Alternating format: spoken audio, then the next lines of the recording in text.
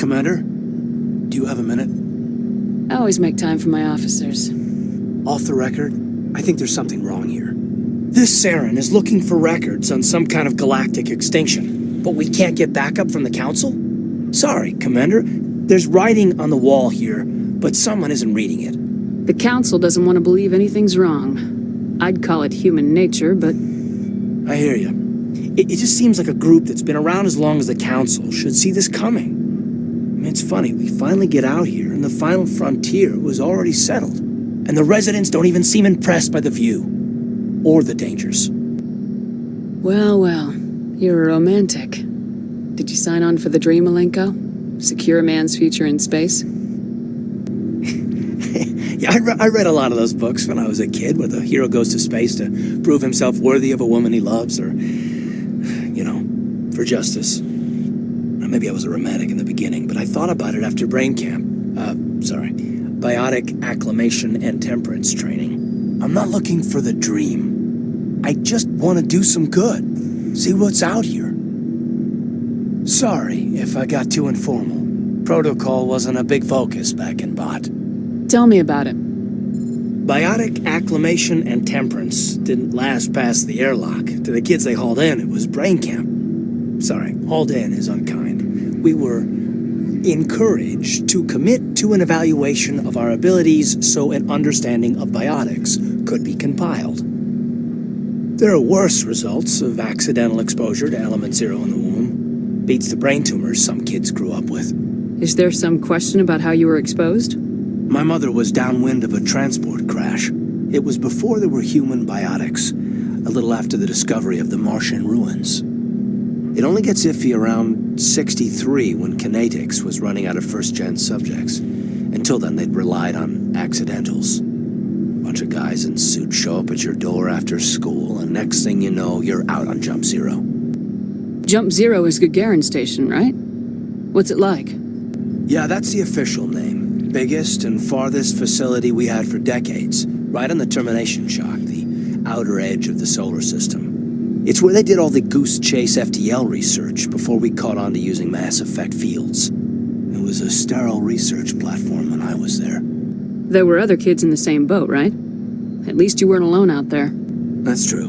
We did have a little circle that'd get together every night before lights out. We didn't have much to do, though. It was a research platform then, and Kinetics kept Jump Zero off the extranet to prevent leaks. Then you must have had plenty of time to get to know each other. Yeah, we'd sit around and bull every night after dinner, play cards or network games. There was this girl named Rana, who had a little circle grow up around her. She was from Turkey. Her family was very rich. But she was smart and charming as hell. Beautiful, but not stuck up about it. Like you, I guess. Ma'am. Sounds like she was special to you. She was. Maybe she felt the same. But things never felt together. Training, you know. You know of any intentional exposures for certain? No one knows. Doesn't mean they didn't happen. As big as the exposures were, it was hard to track down accidentals. It was different then. No one knew the potential, so there wasn't a lot of regulation. Anything Kinetics did was gold. I'm not saying they intentionally detonated drives over our outposts, but in retrospect, they were damn quick on the scene. Jump Zero's a long way from home. What was it like? The grand gateway to humanity looks a lot better in the vids. Anyway, this was supposed to be a casual debrief, not a bull session about stuff that happened years ago. We have to depend on each other in combat. I like knowing what kind of man I have at my back. I understand, ma'am. I won't let you down. You, make a habit of getting this personal with everyone? Of course, but I don't enjoy it with everyone. We'll talk again later. I'll need some time to process that, Commander. But, yeah, I'd like that.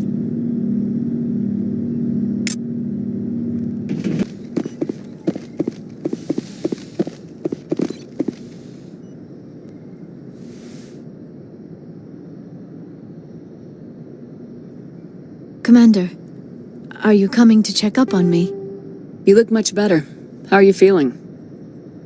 Dr. Chakwas assures me I am going to be fine. I was impressed with her knowledge of Asari physiology. You're in good hands. Dr. Chakwas knows what she's doing. I never properly thanked you for saving me from the Geth, Commander. If you hadn't shown up, I'm just glad we got there in time. So am I. I know you took a chance bringing me aboard this ship. I have seen the way your crew looks at me. They do not trust me. But I am not like Benezia. I will do whatever I can to help you stop Saren. I promise. Don't worry, Liara. I trust you. I know you won't let me down. It means a lot to hear you say that, Commander. Thank you. Tell me about yourself, Liara. Me? I am afraid I am not very interesting, Commander. I spend most of my time on remote digs, unearthing mundane items buried in long-forgotten Prothean ruins. Sounds dangerous. And lonely. Sometimes I would run afoul of indigenous life forms or stumble across a small band of mercenaries or privateers, but I was always careful. Until the Geth followed me to Artemis Tau, I never found myself in any situation my biotics could not handle. As for the solitude, well, that is one aspect that most appealed to me. Sometimes I just need to get away from other people. You don't like other people? I suppose it comes from being a matriarch's daughter. People expected me to follow in Benezia's footsteps. They wanted me to become a leader of our people. Matriarchs guide their followers into the future. They seek the truth of what is yet to come. Maybe that's why I became so interested in the secrets of the past. It sounds so foolish when I say it out loud. It sounds like I became an archaeologist simply to spite Benezia. All children rebel against their parents. It's a natural part of growing up. Aha, you share the wisdom of the matriarch, Shepard. That is exactly what Benezia said when I told her of my decision. But there was more to it than that. I felt drawn to the past. The Protheans were these wondrous, mysterious figures. I wanted to know everything about them. That is why I find you so fascinating. You were marked by the beacon on Eden Prime. You were touched by working Prothean technology. Sounds like you want to dissect me in a lab somewhere. What? No, I did not mean to insinuate. I never meant to offend you, Shepard. I only meant that you would be an interesting specimen for an in-depth study. No, that's even worse. Calm down, Liara. I was only joking. Joking? Oh, by the goddess, how could I be so dense? You must think I am a complete and utter fool. Now you know why I prefer to spend my time in the field with data disks and computers.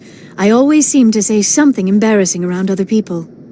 Please, just pretend this conversation never happened. Do you know why Benezia joined up with Saren? I don't understand it.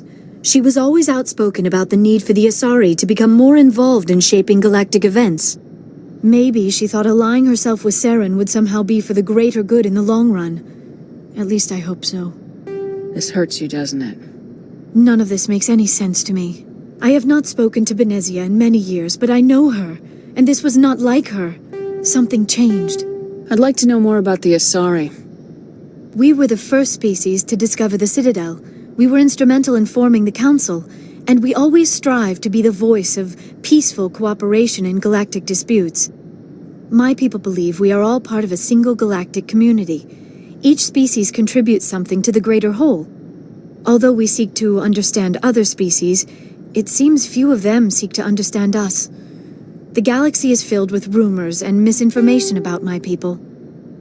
Like what? Most of the inaccuracies are centered around our mating rituals. My species is monogendered. Male and female have no real meaning for us.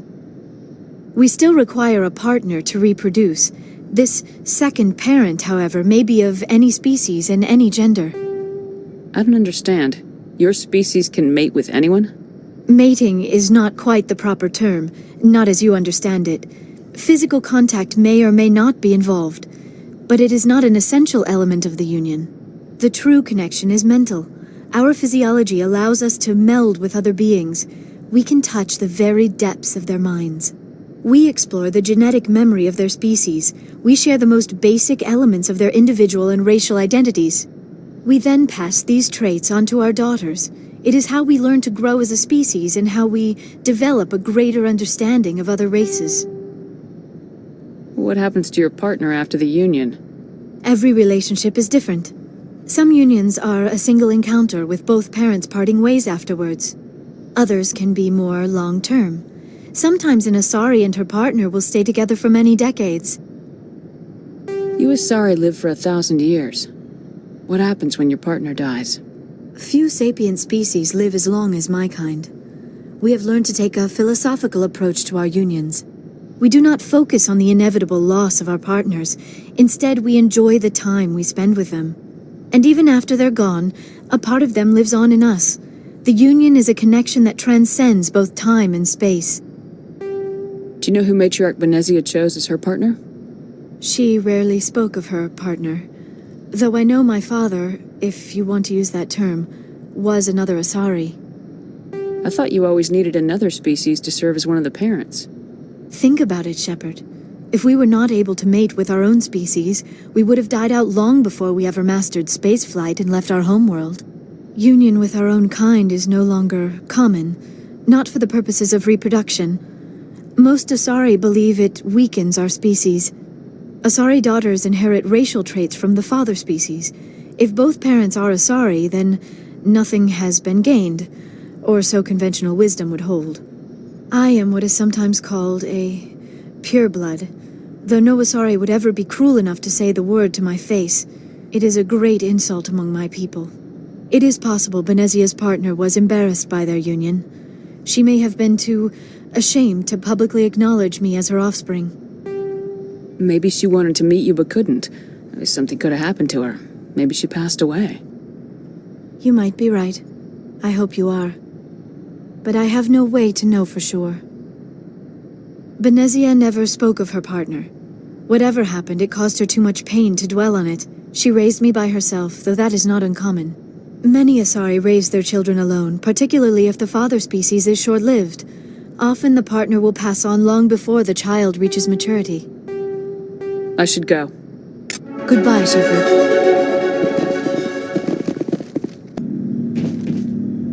Commander? Do you have a few minutes to talk? One-on-one? Sure. I was hoping to get a minute of your time off the record. I keep an open-door policy. If you have any concerns, lay them on me. All right.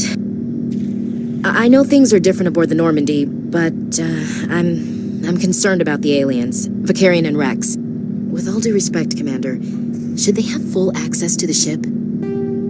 They may not serve the Alliance, Chief, but they're allies, at least as far as Saren goes. This is the most advanced ship in the Alliance Navy. I don't think we should give them free rein to poke around the vital systems. Engines, sensors, weapons. You don't trust the Alliance's allies? I'm not sure I'd call the Council races allies. We, humanity, have to learn to rely on ourselves. Standing up for ourselves doesn't mean standing alone. I don't think we should turn down allies. I just think we shouldn't bet everything on them staying allies. As noble as the Council members seem now, if their backs are against the wall, they'll abandon us. I don't see that as inevitable. Look, if you're fighting a bear and the only way for you to survive is to sick your dog on it and run, you'll do it.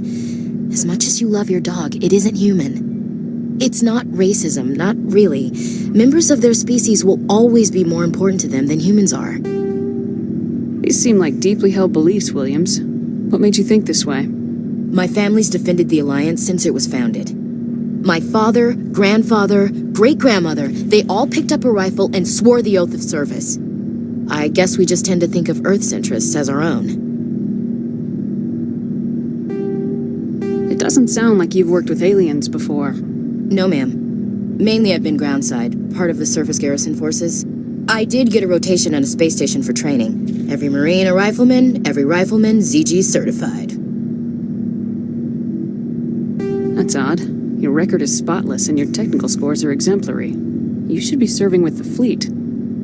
Anyway, that's why I haven't served with many aliens, Commander. I come from a military family too. My parents were both Navy. Anybody in your family we might know? Couldn't say, Commander.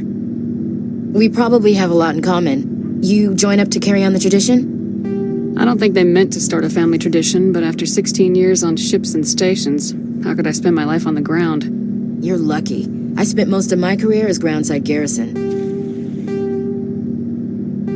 All right, I can see where your concerns are coming from, Williams, but this is a multilateral mission. You're gonna have to work with aliens, like it or not. It won't be a problem, Commander. You say jump, I say how high. You tell me to kiss a Turian, I'll ask which cheek. I don't think kissing Turians will be necessary. You never know, Commander. What's your opinion of the last mission? Not sure I buy Dr. Tassoni's story about her and her mom not talking. They're family, right? Not everyone has a happy family life. I know, but I'm not gonna bet she's on our side just because Benezia didn't hug her enough. I'll keep an eye on her. Too bad those ruins got destroyed. I mean, they lasted thousands of years. That's impressive.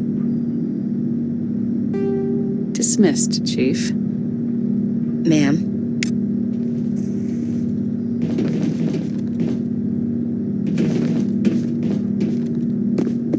Commander, how are you? Why did you want to be a C-Sec officer in the first place? That's a good question. There were several reasons, I guess. Like what? Probably the same as most officers. I wanted to fight injustice, wanted to help people. I guess my father had something to do with it too. He was C-Sec, one of the best. I grew up hearing about his accomplishments or seeing his picture on the vids after a big arrest. He's taking my resignation pretty hard. That's tough. But you'd think he'd be impressed you're going after Saren. My father's a C-Sec man to the bone. Do things right or don't do them at all, he says. He thinks I'm being too rash, too impatient. He's worried I'll become just like Saren. He actually talked me out of becoming a Spectre when I was younger, for the same reasons.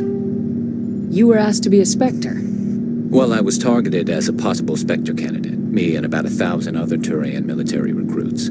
I could have received special training, but my father didn't like it. He despises the Spectres.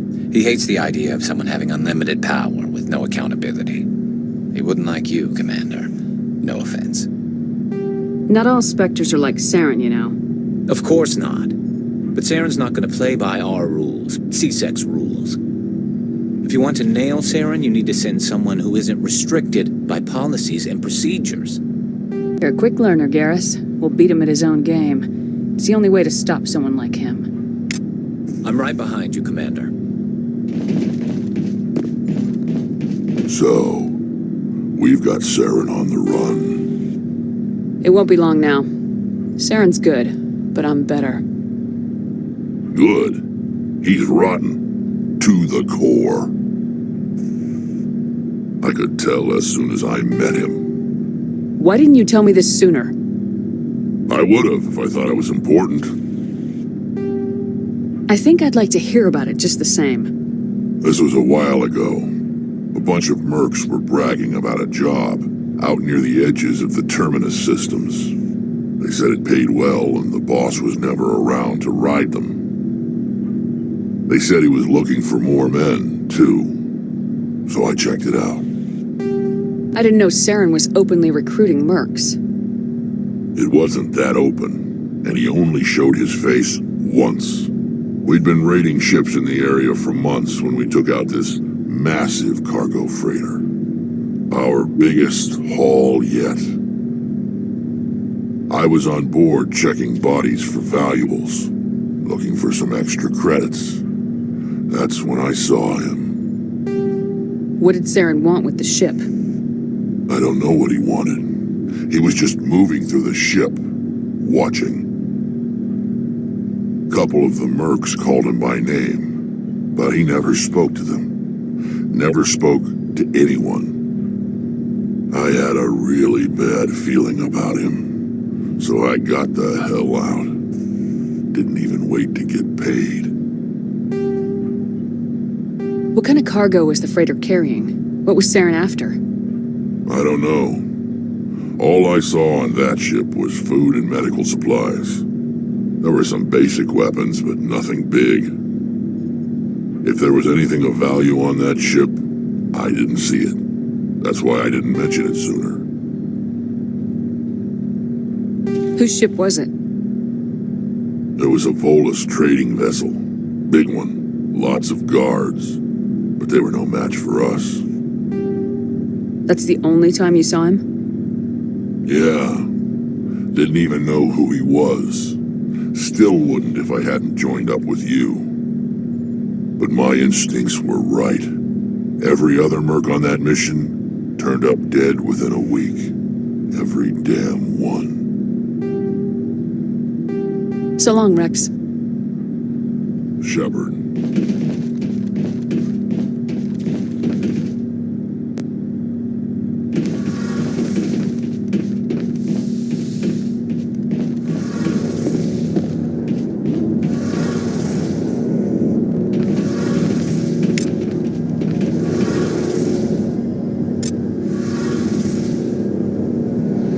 Oh, hello, Shepard. Are you okay? I don't know. Your ship is amazing, and your crew's been really great to me, especially your chief engineer. But I just sort of feel out of place. The Normandy runs so smooth it feels like we're not even moving, and the engines are so quiet. How do you sleep at night? The silence wakes you up? Back on the flotilla, the last thing you want to hear is silence. It means an engine's died or an air filter shut down. I guess you don't have to worry about that here. But old habits die hard. But it's more than just the silence. This ship feels so empty. It's like half the crew is missing. Back home, I couldn't wait to go on my pilgrimage. I couldn't wait to get away from the crowds. Now that I'm out here, I kind of miss them. Sounds like the pilgrimage isn't just about finding resources for the fleet. Maybe it's about teaching you to appreciate your people and culture. You're probably right. We Quarians spend our whole lives traveling. But really, we never leave home. The pilgrimage has given me a whole new perspective on our culture. You know, there's always a few who go on their pilgrimages and never return. I always assumed something bad happened to them. But maybe they just wanted a different life. You do plan to return to the migrant fleet, right? I could never abandon my people, Shepard. I will go back eventually. But we have to stop Seren first. Otherwise, I might not have a home to go back to. I should go. See you later. I prefer gold to silver, for my medal. I figured you'd recommend me for one since I, pulled your boots out of the fire. If we present you with a medal, you'll end up sitting on stage listening to politicians make speeches for a couple of hours. That's a good point. They'd probably make me shave, too. I spent the last 7 weeks working on this baby. No medal's worth that. So, Commander, why don't you tell me why you're really here? I like to know my crew. Mind if I ask you a few questions? I can see where this is going. You did a background check on me, didn't you? Well, I'll tell you the same thing I told the captain. You want me as your pilot. I'm not good. I'm not even great. I am the best damn helmsman in the Alliance fleet. Top of my class in flight school, I earned that. All those commendations in my file, I earned every single one. Those weren't given to me as charity for my disease. What are you talking about? Are you sick? You mean you didn't know? Oh, crap. Okay, I've got Wrex syndrome, brittle bone disease. The bones in my legs never develop properly. They're basically hollow, too much force and they'll shatter. Even with crutches and my leg braces, it's hard to get around. One wrong step and crack! It's very dramatic. But I've learned to manage my condition, Commander. Put the Normandy in my hands and I'll make her dance for you. Just don't ask me to get up and dance unless, you like the sound of snapping shin bones. I need to know more about this Wrex syndrome if I'm putting my ship in your hands. Yeah, of course you do. It's an extremely rare condition. Nobody knows exactly what causes it. Genetic, maybe. It's treatable, but there's no cure. They classify my case as moderate to severe. I was born with over a dozen fractures, hip, thighs, ankles. My bones were already breaking in the womb. 100 years ago, I wouldn't have survived past my first year. Lucky for me, modern medical science has turned me into a productive member of society. You're not gonna break a bone trying to fly the ship, are you? I don't fly with my feet, Commander, so I'm fine as long as I'm in this chair. I gotta be real careful when I get up to take a piss, though. I can do my job as well as anyone on the ship. Better, actually. So don't worry about it. I'm not trying to make you uncomfortable. Let's talk about something else. Whatever you want, Commander. Why does everyone call you Joker? It's a lot shorter than saying Alliance Flight Lieutenant Jeff Moreau. Plus, I love to make little children laugh. I was just thinking how much you remind me of Santa Claus. Look, I didn't pick the name. One of the instructors in flight school used to bug me about never smiling. She started calling me Joker, and it stuck. Why didn't you ever smile? Hey, I worked my ass off in flight school, Commander. The world's not gonna hand you anything if you go around grinning like an idiot. By the end of the year, I was the best pilot in the academy, even better than the instructors, and everybody knew it. They'd all got their asses kicked by the sickly kid with the creaky little legs. One guess who was smiling at graduation? How's the Normandy performing? Is she everything they said she'd be? She's the best ship in the fleet, if you've got a pilot who knows how to handle her. Balance isn't what you'd expect. Takes a while to get used to that oversized drive core we got stuffed in the back, and her power can sneak up on you if you're not careful. The Normandy's probably too much ship for your average Alliance pilot, Commander. Lucky for you, I'm anything but average. How'd you end up joining the Alliance? Look, if you're looking for an inspirational tale of the crippled kid overcoming impossible odds, you're gonna be disappointed. My mother was a civilian contractor working for the Alliance. I basically grew up on the Arcturus station back when they were building up the fleets. Spend all that time around Alliance ships, there's a good chance you'll end up going to the Academy. I have to go. All right, see ya.